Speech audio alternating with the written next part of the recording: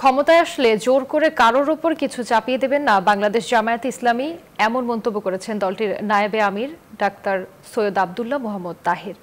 সোমবার diploma engineers ইনস্টিটিউশনে ইসলামী ছাত্র শিবিরের সাবেক সাথী ও সদস্যদের প্রীতি সমাবেশে তিনি একথা বলেন।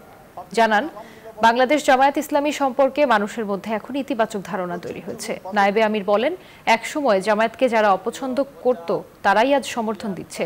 ঢাকা মহানগর দক্ষিণের আমির মোহাম্মদ নুরুল ইসলাম বুলবুলের সভাপতিত্বে অনুষ্ঠানে দলটির কেন্দ্রীয় নেতারা বক্তব্য রাখেন।